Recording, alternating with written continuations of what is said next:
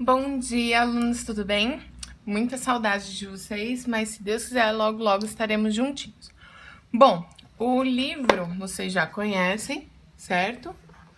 Que é o Ciências do Sétimo Ano.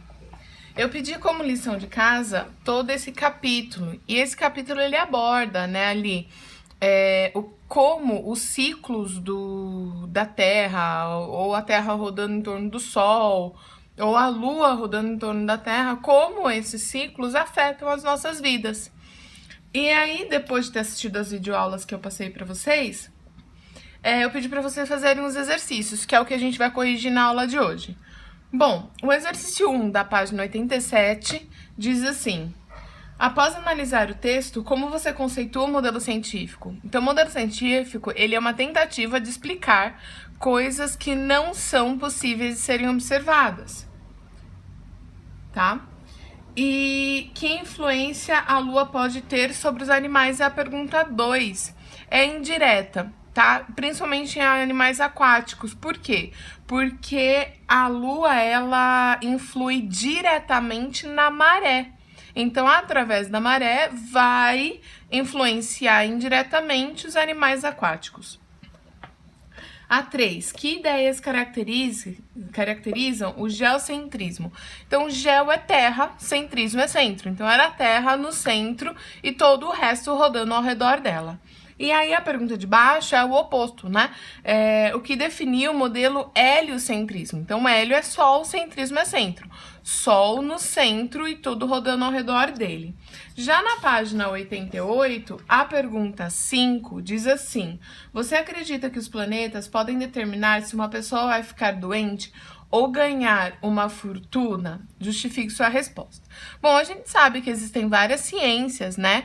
Quer dizer, não são uma ciência, mas existem várias linhas de pensamentos que acreditam em signos, em horóscopos e essas coisas que são determinadas a partir da posição do Sol, da posição de uma estrela, da posição de um planeta em relação à Terra. Bom, não há nenhuma ciência comprovada, então não tem. Na ciência, no meio científico, isso não é considerado uma ciência, mas tem gente que acredita nela, e como a gente acredita em várias outras coisas, nós temos que respeitar todos os pensamentos, né? Mas mesmo assim não há nenhuma confirmação. Como podemos observar a natureza? Observar a natureza se adapta às condições do ambiente. Portanto, essa é a pergunta 6. Agora, como as borboletas e as aves costumam agir quando chove? Elas costumam se esconder. Então, elas procuram abrigos, né? Porque atrapalha o voo. Então, elas procuram abrigos para até a chuva parar. Quando a chuva passa, então ela sai do abrigo. A outra: o que acontece com as plantas quando não chove e faz muito calor? Bom, se não chove e faz muito calor, lógico, elas ficam desidratadas, então elas vão murchar, tá? E elas ficam sem as suas folhas também. Por quê? Porque quanto mais folhas elas tiverem, mais ela precisa de água para todas essas folhas. Então ela acaba se livrando de algumas folhas, né, para que ela possa reduzir o consumo de água delas.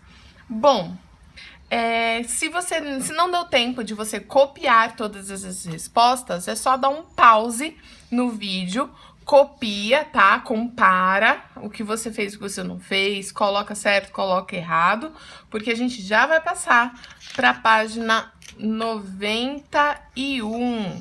Na página 91, ele pergunta assim: o ano solar e o ano do calendário têm a mesma duração? Justifique sua resposta. Então, a resposta é não. Apesar de ser baseado no ano solar, ele não tem a mesma duração, tá? O ano solar tem uma diferença de 1/4 de dia para o nosso calendário. O 2, os calendários sempre foram baseados no ano solar? Não. Teve calendários antigamente que eram baseados no calendário lunar, então eles se baseavam pelo posicionamento da Lua e não do Sol. 3, quanto dura um mês lunar? 29 dias, ou 29,5, né? 29 dias e meio. O que são as chamadas regularidades da natureza? São eventos naturais que vivem se repetindo, como o dia, como o ano, como a semana, como o mês, tá? Que vivem se repetindo. 5. De que maneira os seres vivos são influenciados pelas regularidades da natureza? Então, as regularidades influenciam o modo de vida, desde a alimentação, a capacidade de suportar as condições climáticas. O mimetismo é tipo uma camuflagem, mas é diferente, ok? Qual é a diferença entre o mimetismo e a camuflagem? Se você quiser acompanhar comigo, ele está na página... Peraí, só um minutinho para eu achar que é o número da página. Tá? Ele está na página 77, ok? Então, aqui, ó, olhar na página 77, que tem a diferenciação entre mimetismo e camuflagem. Então, mimetismo é uma semelhança com os organismos específicos, ok? Já a camuflagem ocorre quando o organismo apresenta um padrão de coloração semelhante ao que está à sua volta. E é isso, tá bom? Espero que vocês tenham corrigido. Se não deu tempo, dá uma pausa. E só lembrando, eu não pedi para fazer o exercício 6 por conta que devia comentar com os colegas, certo? Por isso que eu não pedi, porque no período de quarentena o mais sábio é ficar em casa. Então eu espero que vocês curtam a casa de vocês, sabendo das diquinhas de rotina que eu já passei para vocês.